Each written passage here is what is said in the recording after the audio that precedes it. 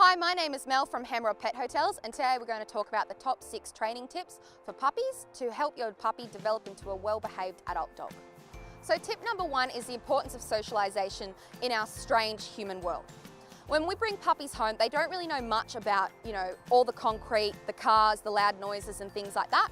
So when they're young, it's very important that we expose them to all these everyday items so that later on in life, they don't think they're so scary. So when you're vacuuming, make sure your puppy's around and is okay. Take them to the beach, take them to your friend's house, take them in a car ride. The key is to keep things happy and always positive. So use food, use play, use praise, and use your happy voice.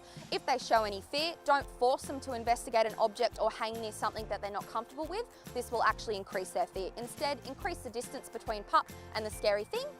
Give them some time, give them some praise, and only when they're ready, proceed forward.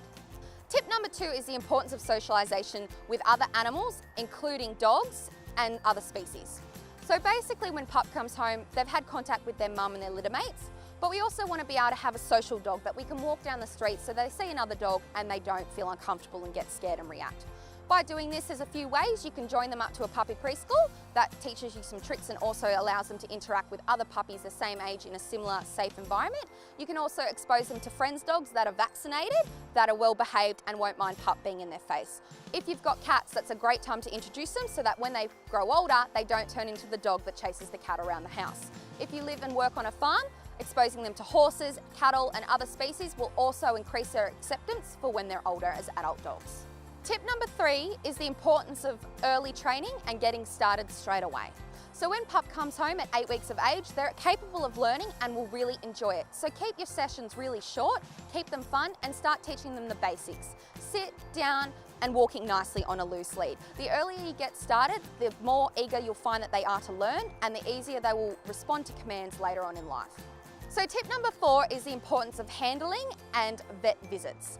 So most dogs, when they get older, we find that they hate the vets, and that's usually because the only time we ever take them there is when they're getting jabbed or getting poked and prodded at by strangers. So why don't we preempt this and start from a very early age getting puppy used to having us look in their ears, in their mouth, feeling between their toes and rubbing our hands all over their bodies. Of course, when you choose to do this is very important, and ideally the best time to do this is when they're calm and quiet and preferably just before they nod off to sleep.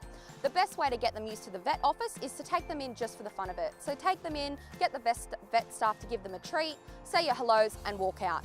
The most important thing is to not take them there just when they're getting poked and prodded, because that's how you develop a dog that is scared of the vet office. Tip number 5 is the importance of house training. Most of us don't want pups soiling in our house, but for a pup to realise that that's wrong, we have to show them what's right. So first of all, when you bring pup home, keep them in a confined area with non-porous flooring. So for example, in a kitchen area that's sealed off with a gate or in a laundry. Give them access to puppy pads and the backyard. The best way to toilet train a puppy is to assume that every time they wake up, every time they finish playing, every time they eat and every time they drink, or anytime something exciting happens, they need to go for wheeze or poos. Simply take your dog out to the area. It's best to let them follow you with their own 4 feet, don't carry them, and just stand out there and wait. Have some treats with you. When they do their business, you can simply give the command of toilet and then give them a reward for doing so. So tip number 6 is children and our puppies.